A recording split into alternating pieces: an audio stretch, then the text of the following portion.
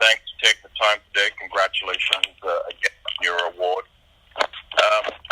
Lyon, there is so much internal competition just to get in the side and such high expectations to win given the team's record.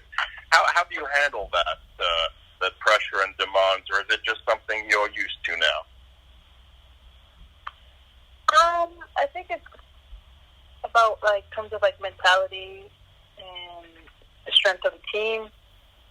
Going into matches, respecting the opponent. I think that's major keys in terms of just being so successful and always winning is to always respect your opponent. I think Leon does that so well. Doesn't matter if it's the bottom league or it's the top league. We always try, just to do our best and just improve from the last game. I feel like every game we're trying to improve, whether it's if we're facing a team in last place. There's always things to improve and touch upon for the next game. So I think that's our mentality throughout the whole team is to just always get better and fix all the nuances. So when you get to bigger teams and big games where we don't have bad habits coming from other teams and not playing well, so we always try to keep that high level of play. Thank you. Thank you. Derek?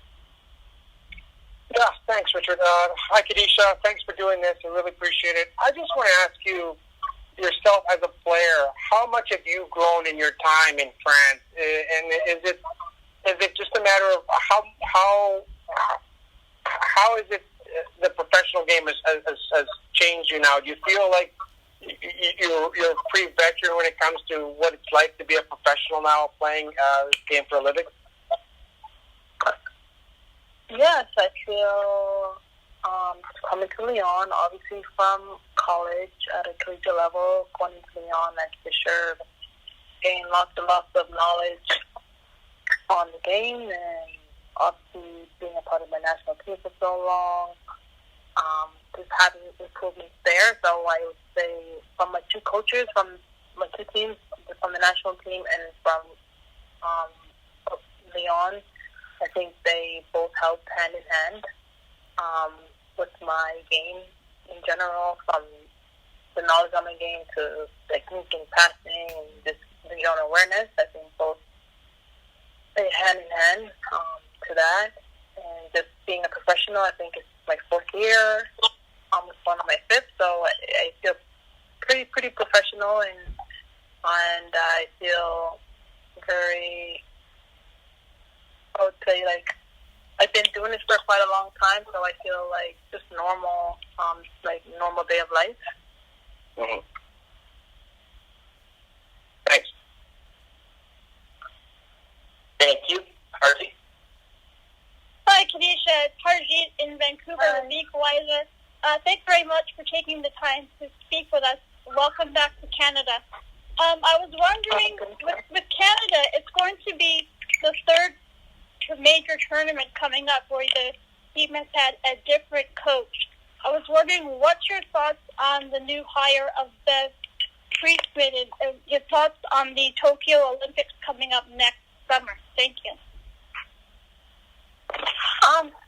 I think it's nice that Bev is coming back because we obviously known her for a very long time. So I think it's cool that it's really no changes. And we say it's a new coach, but for us, she's not a new coach to us. So I think there's no difference in that. And I also feel that since she's been in and she knows the culture and she knows the environment, that she would do very well. It's like she never left. And I don't feel like, for me, obviously she's a new head coach, but for to say she's a new coach, I don't think that's a true statement. So I'm very excited for that. And, just super excited for another major tournament, and really happy the Olympics is next year, and just really excited. We always get good results with that, so just looking forward to improve and maybe get a better result. Thank you.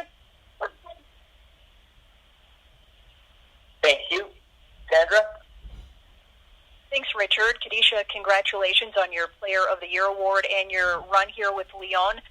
2020 has definitely been weird for everybody. What has it been like for you as a professional athlete during a pandemic? I think at the beginning of the whole pandemic, it was very weird. Just being at home, being in quarantine, but still knowing that there may be a season later on, or maybe that the season's fully not canceled, so we have to be aware of like our well-being as an athlete. So making sure that we're still doing the due diligence and making sure that we're ready to step back out on the field.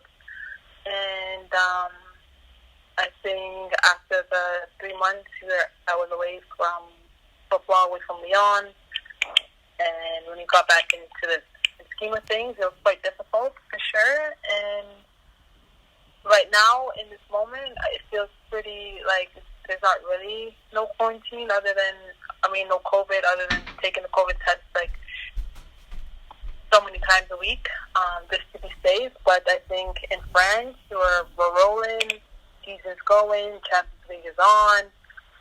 So in that sense, it feels pretty normal. Like there is no COVID happening, but for sure earlier on in the year, it's definitely felt weird. Appreciate it. Thanks so much. Thank you. Signa? Hi, Kadeisha. Congratulations again, and glad you're able to, after quarantine, spend some time with your family, I hope. My question to you is, you're one of the best center backs in the world. You know, we see that in some of the global lists that you're on right now. And you get to play alongside another one in Wendy Renard. And I'm wondering, what kind of lessons have you taken from her in playing with her the last few seasons that you've added to your game? I think talking about Wendy as a player person, she is a fantastic leader. She's very genuine and true off the field, and on the field she's exactly the same way.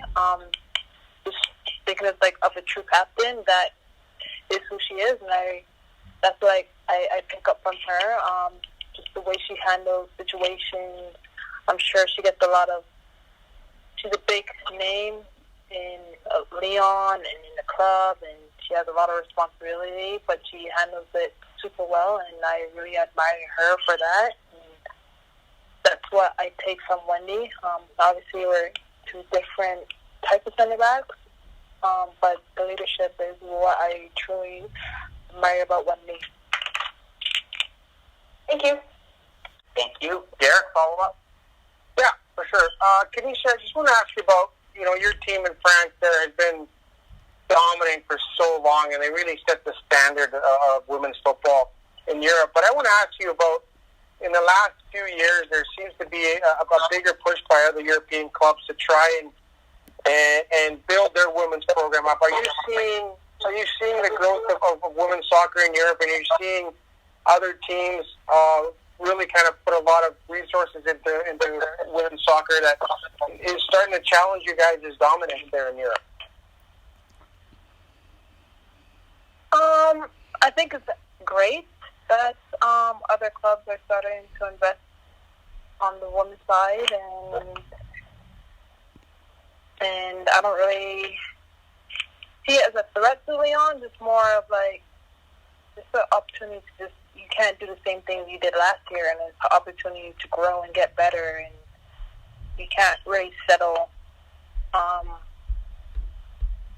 Always be grateful for where you are and how far you made it, but you always just try to go another step and go one step further, and that aligns with on the field. So we won a Champions League this year. Next year, it's not going to be easy, and it's going to be a different game. So every year we try to get better, because we know that clubs are investing in players, like a club like Chelsea putting a lot of money towards their players and getting better. That's really great for the league and for women's football. So I'm definitely loving the moves and new teams forming, like Real Madrid, like, and then the partnership with OR Reign. Like, that's pretty cool things to see. Thanks, Kadeisha. Thank you. Harjeet, follow up. Yes.